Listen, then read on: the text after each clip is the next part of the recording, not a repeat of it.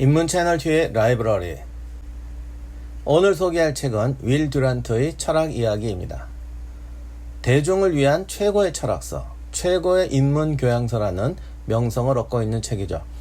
물론 이거는 20세기 초반 기준이고 요즘은 좀 다를 수도 있습니다. 저는 이 책을 100세가 넘으셔서도 지금까지 활동하고 계신 김영석 교수님 수업 시간에 소개받았어요.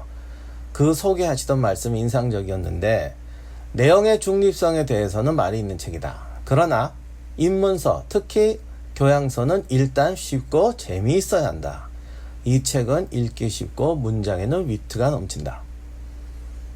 그 말씀을 들었더니 왠지 이런 책이구나 하는 느낌이 팍 오더라고요. 그래서 당장 구해서 펼쳐봤었는데 정말 제가 생각했던 그런 책이었어요. 그 뒤로 오랫동안 저의 애독서가 되어 있습니다. 윌 듀란트는 1885년에 출생해서 1981년에 96세로 사망했습니다. 제가 딱 이분 책을 읽을 무렵인데, 그러니까 이분이 20세기 후반까지 사셨지만 책 자체는 20세기 전반기에 쓰여진 책입니다. 만약에 어떤 분이 철학개론 같은 입문서를 찾는다면 윌 듀란트의 철학 이야기는 적절하지 못할 수도 있습니다.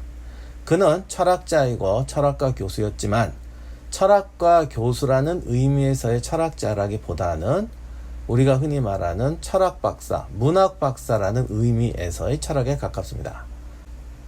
우리나라 인문대학에서 학위를 받으면 전공이 문학이든 역사든 심리학이든 다 PhD입니다.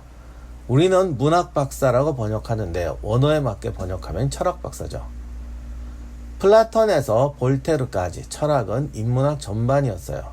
자연과학도 철학에 포괄되었고 우주론, 수학, 인간론, 국가론, 정체, 논리학, 형이상학, 심리학, 윤리학, 경제학, 목이 아프다. 심지어는 인생론, 예술론 이런 것 모두를 철학자들이 다루었습니다. 그래서 철학 이야기가 대단한 건데, 엄청난 박식과 인문학의 다양한 분야, 심지어는 수학, 과학까지도 관통하는 그 무엇이 필요합니다. 윌 듀란트나 이 책에 소개된 주인공들의 표현을 빌면 그게 철학인데, 철학이 없이는 이렇게 정리를 낼 수가 없다, 이렇게 말하죠. 저는 듀란트가 말하는 철학은 인간에 대한 통찰이라고 말하고 싶습니다. 듀란트는 철학과 교수였지만 저는 그가 철학자의 일생을 논하면서 서술하는 역사적 성찰, 문화에 대한 이해에 더 눈이 갑니다. 이 책의 서술 내용은 플라톤부터 아리스토텔레스, 베이컨, 스피노자, 칸트, 니체를 거쳐서 현대의 미국 철학자들까지 다양한 철학자를 선정해서 그들의 삶을 정리하고 대표작을 설명하는 방식으로 서술되어 있습니다. 저는 형이상학보다는 형이하학을 좋아하는 사람이라 사상요약보다는 철학자의 인생을 서술한 부분을 좋아하는데요. 윌 듀란트는 정말로 인간 이해가 탁월합니다. 역사학자 중에서도 솔직히 말씀드려도 이런 예리한 감각을 가진 사람이 드물어요. 학생 때 읽었을 때 저에겐 충격이었고, 저는 지금도 책을 쓸 때는 듀란트의 통찰력을 늘 의식하면서 씁니다. 더욱이 그의 문장력은 정말 대단하죠. 위트, 함축, 그러면서도 찰진 예리함과 풍자. 제가 몇 구절을 소개해 보겠습니다. 최초의 회의주의자는 아마 무역업자일 것이다. 인간을 바보와 악한으로 분류하는 일반적인 상인 기질로 인해 모든 신조를 의심하는 버릇이 생긴다. 소크라테스는 짓궂은 방법으로 철학적인 전투를 시작한다. 소크라테스의 그 삼파술이라고 불리는 고약한 대화법이 있는데 그걸 윌 듀란트는 이렇게 표현합니다. 디오니시오스는 플라톤을 따르면 자신이 철학자가 되든지 왕을 그만둬야 한다는 것을 깨달았다. 요 뒤에 나오는 서술은 그래서 플라톤을 내쫓았다. 후대 많은 철학자가 신성한 분위기에서 자란 것과 달리 그는 양냄새 속에서 자랐다. 여기서 말한 사람은 아리스토텔레스인데요. 그의 부친이 의사였던 것을 설명하는 말이지만 요 말의 진짜 복선은 아리스토텔레스가 철학자로서는 특이하게 자연과학에 관심을 가졌고, 심지어 서양에서는 아리스토텔레스가 자연과학의 원조라고 하잖아요. 그것이 그의 사상에 결정적인 특징을 부여했다는 것을 이렇게 표현했죠. 남봉꾼이자 풍자가였던 볼테르에 대한 설명입니다. 파리 생활에서 술은 혈관에 흐르고 파리 생활의 활기는 붓끝에서 세차게 흘러나왔다.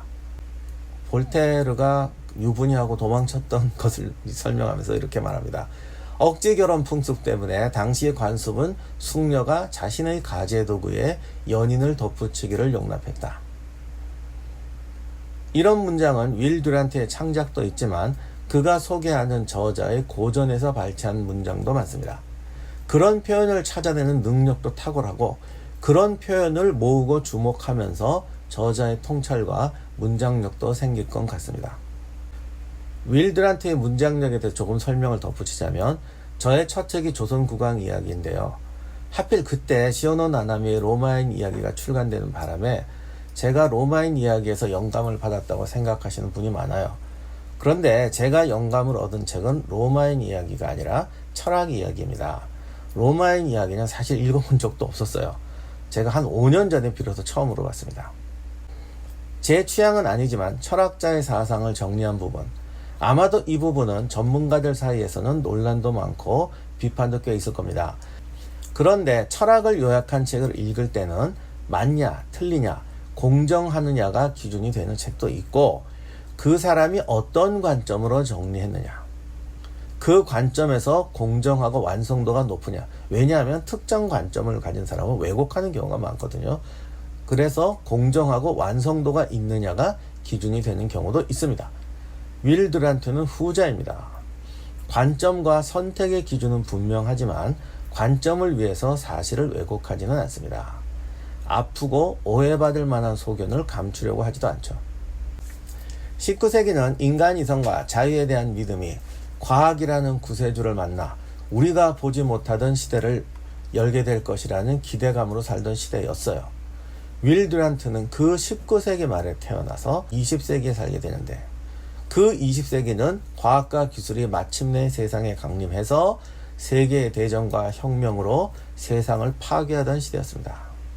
또 한쪽에서는 혁명가들이 고대 선인들이 말하는 자유는 기만이고 가진 자의 속임수이며 불평등의 산파이다. 경제 구조만 해결되면 아름다운 세상이 온다고 주장하고 있었죠. 19세기의 기대감이 산산이 깨어지는 시대. 요즘 SF 영화를 보면 앞선 과학 문명을 가지고 이성적으로 완벽할 것 같은 외계인이 나타나서 지구를 구해주기는커녕 맹수처럼 지구인을 뜯어먹는 이런 SF의 충격과 비슷하죠. 이런 충격을 받았던 20세기를 살면서 윌 듀란트는 형이상학으로서는 자유와 이성, 철학자의 현실 참여인 국가론이라는 두 개의 큰 틀을 기준으로 철학에 대한 탐험을 시작합니다.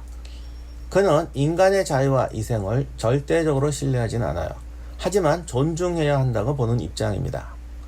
국가론에서는 플라톤의 고민, 대중은 늘 감정에 휘둘리고 눈앞의 이익을 따라 행동하며 일을 저지르고 나면 바로 후회한다.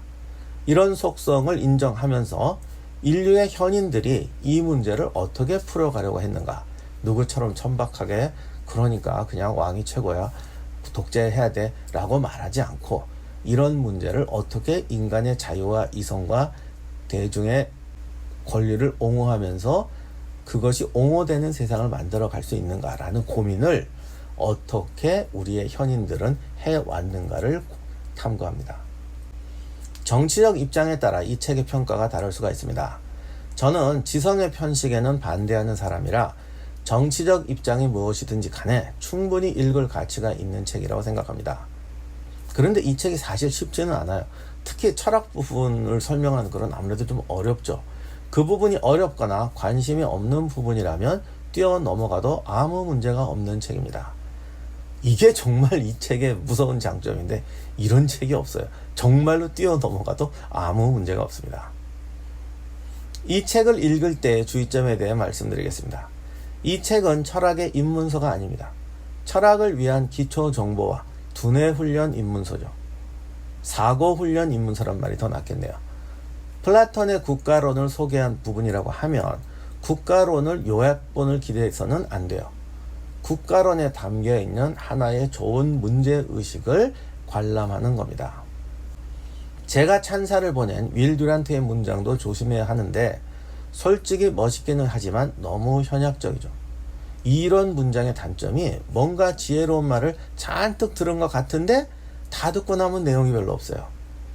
저는 듀란트의 문장을 좋아하면서도 늘 이 부분을 조심하는데, 이게 모르는 내용을 알려주는 문장이 아니라 이미 다 알고 있는 사람에게 뭔가를 기가 막히게 요약해서 뒤통수를 딱 치는 이런 식의 문장입니다.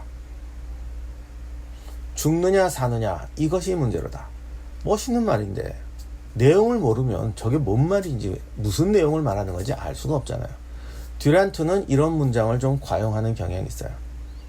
그래서 이 책에 소개한 철학자의 저서를 보면 그 저서를 읽은 효과를 주는 게 아니고 읽고 싶은 욕구를 줍니다. 멋있는 말로 유혹을 하니까 저기 뭐 있어, 야 저런 뭔가, 저런 튀는 지혜가 있어, 이런 생각이 들죠. 알고 보면 이것이 진정한 입문서의 자세일 수도 있죠. 입문서는 요약본이 아니라 두려움에 망설이는 학생을 철학의 문으로 이끄는 친절한 교사이다. 윌 듀란트라면 이렇게 말했을지도 모르겠습니다.